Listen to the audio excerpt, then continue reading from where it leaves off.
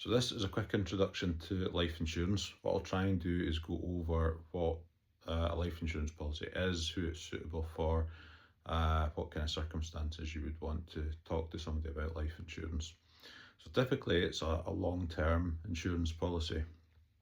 Things like car insurance or home insurance are called annually renewable policies. Life insurance is typically tied in with a retirement age or a term loan or a mortgage, that kind of thing. So it's usually like a 25, 30, 35 year policy. The whole point of life insurance is to pay out a lump sum if the policyholder dies during the term. That's all it does. It's quite simple. The kind of clients that would be looking for life insurance, most commonly it falls into three categories. It's either somebody who has a mortgage, somebody who has kids, or somebody who has a business interest. So for example, if you had a client that's got a mortgage, life insurance would pay off the mortgage balance during the term of the mortgage if one of the parties to the mortgage died. And the idea is that if it's a couple, obviously the mortgage is based on two incomes, the household budget's based on two incomes. If one of them dies, removes an income, so your life insurance would pay off the mortgage, and that leaves the surviving partner with an asset that they can either sell if they want, or they can, just have the kind of peace of mind that they've got a house that they don't need to worry about making the payments for. So that's probably the most common use of life insurance. The second one is if the client's got kids, and the point of life insurance if you've got kids is just to leave them some sort of a legacy. Now this can be if the kids are still of school age, if mum or dad dies before they reach 18, then obviously there's still an ongoing cost of sort of feeding them, clothing them, keeping the kids' clubs going. But again, equally, you've lost a household income there. So life insurance for the kids can cover both those issues. You can also use life insurance to pay a guardian. So if both parents have died, they'll have nominated somebody who's the guardian for the kids, whether that's brother, sister, parents. But again, there's a cost to that person of looking after the kids.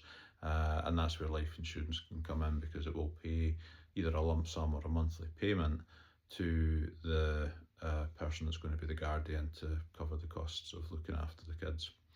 Or quite simply, it can be to leave a legacy for the kids. So if you want to make sure that they've got cash or savings, there doesn't have to be any particular reason. It can just be that mum or dad wants to make sure that if they die, the kids of whatever age they are left a lump sum, a legacy payment.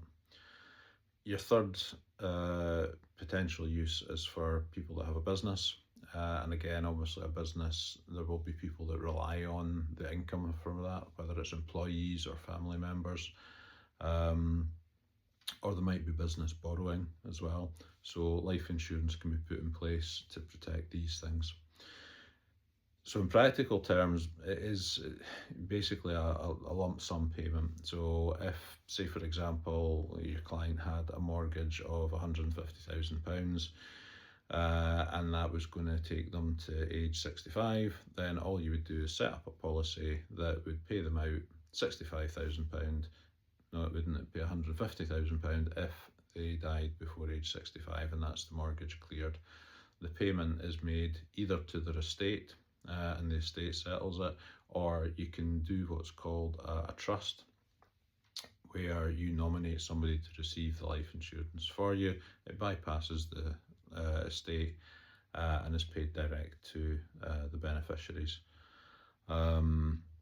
Which is, it's a lot quicker, and it prevents any kind of inheritance tax issues. In practical terms, life insurance is based on a client's health and age. So the application process, There's a lot of questions about sort of previous medical history, sort of hereditary medical history, and then like current health and sort of lifestyle questions. So it is quite heavily underwritten. And one of the things that we do find a lot is that people have conditions that maybe mean that the life insurance policy is going to be more expensive than they thought, or potentially declined. So there are providers out there that will do what they call guaranteed life insurance, where it's slightly more expensive, but they don't have the medical underwriting that the standard policy providers do.